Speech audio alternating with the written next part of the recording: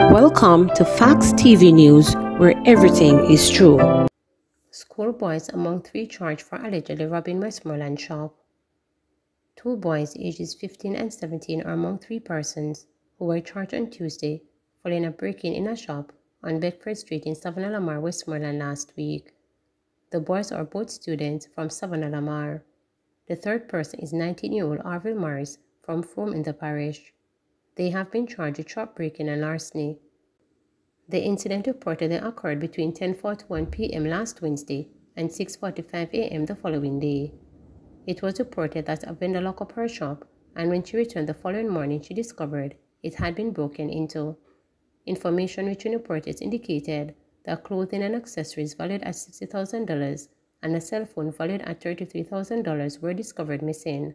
Later that day, the police, acting on information, went to a premises where the three accused men were reportedly found in possession of the stolen items. They were taken into custody and following investigations were subsequently charged. Hopewell High School burst a condom at school gate. The burst at the Hopewell High School in Hanover was shot and killed outside the institution yesterday afternoon. He was reportedly attacked by a lone gunman as he was leaving the school compound approximately 4 p.m. Lovia High School mourned sudden death of public teacher. The Lovia High School in St. Elizabeth has been plunged into mourning following the sudden death of its librarian and social studies teacher, Alexis Tomlinson. Tomlinson, 40, is suspected to have died in her sleep on Wednesday morning at her Belmont, Westmoreland home. Reports are that about 7 a.m., Tomlinson's mother attempted to wake her, but she was unresponsive. She was rushed to the Savannah Lamar Public General Hospital where she was pronounced dead. Acting principal of the Lovia High School, Andrew Morris, told reporters that Tomlinson was a very industrious teacher. Miss Tomlinson was a very hard-working teacher at the school. She was very bubbly. She was vibrant. She was someone who brought life to the school and the department, and she will be missed by all of us, Morris stated. Morris offered condolences to the educator's family. On behalf of the Lovia High School Board of Governance, the staff, both past and present, students past and present, I would like to say condolences to Miss Alexis' family and friends on her passing, Morris stated. I would want to urge all of us at this time to come together as we mourn her loss during this difficult period, that we'll continue to pray for comfort, pray for strength, and that God will see us through this difficult period, he encouraged. Tomlinson's death brings to at least 4 of the number of teachers who died recently. Esher Primary School in Hanover mourned the loss of a teacher, Jamaica Smalling, who died on November 16.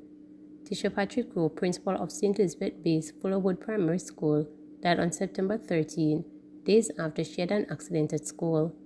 Meanwhile, Grade 2 teacher at Savannah Lamar, Daniel Blake, died tragically in a car accident on the Front Hill Main Road on September 22. 3 charged for posing as public health officers in Kingston.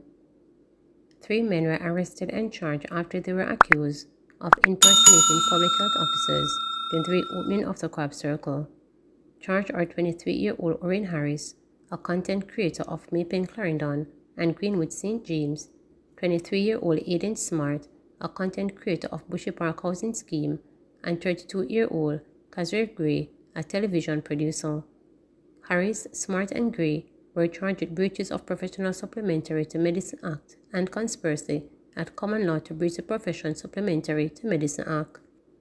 In November 2023, during the reopening of the Crab Circle in Hero Circle in Kingston, which was previously closed by the Ministry of Health for unsanitary practices, the accused reportedly presented themselves as public health officials to the attendees. The men, who were mimicking the attire of the public health inspectors, allegedly presented fraudulent identification cards. Gray is accused of addressing the audience and falsely representing himself as a health inspector. The actions of the accused were recorded and uploaded on social media, which subsequently led to their arrest and charges. The Jamaica Constabulary Force said it takes such acts of impersonation and the breach of public trust very seriously. The court dates of the men are being finalized. Police received 3,000 ticketing devices and printers to enhance road safety and public order.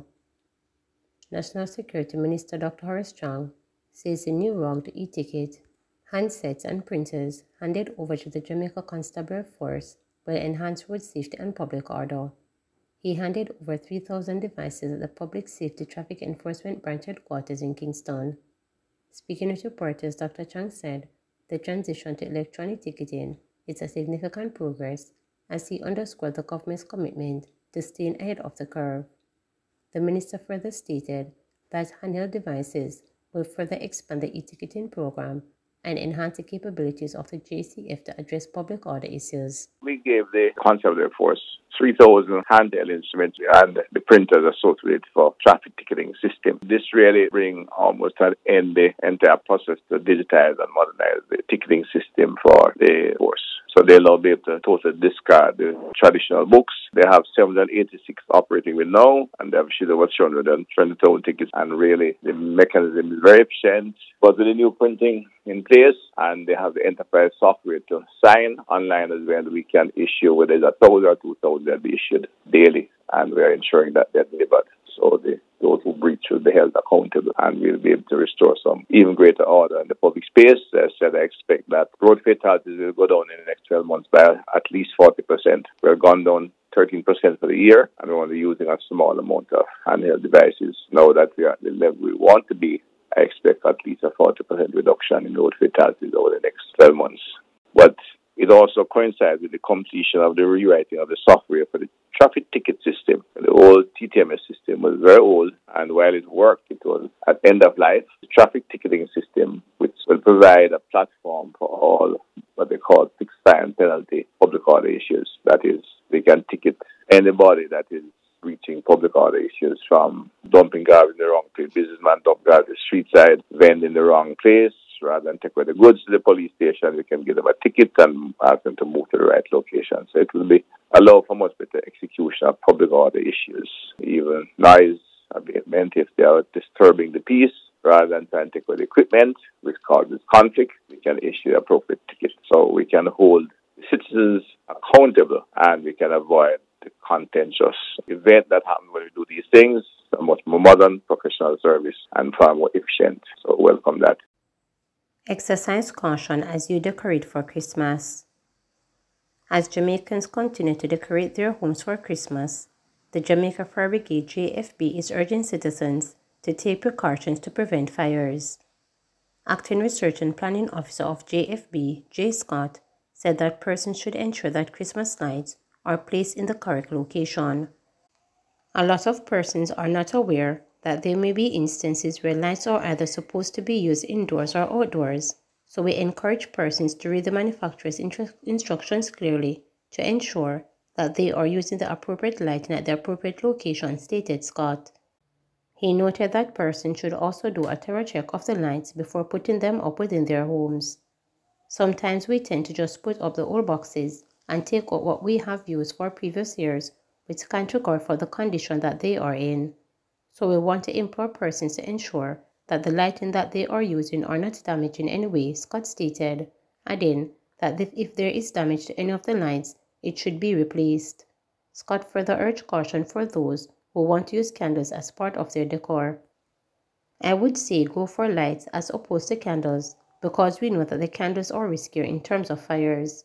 If you choose to use candles, do not put them near any of the other decorations, curtains or anything that is combustible, he stated. The Acting Planning and Research Officer pointed out that the use of Christmas trees is another safety concern that relates to decorating for the holidays. There are some of us who opt for real trees, and what we tend to do is just have them out for a period, not remembering that if these trees get dry, then they increase the risk of fires. So coupled with the lighting on the trees, we have to make sure that the trees, if it is a real tree, it is watered constantly to keep that moisture within it, to make it less likely to become involved in a fire, Scott further stated. Please remember to subscribe, like, share, and click the notification bell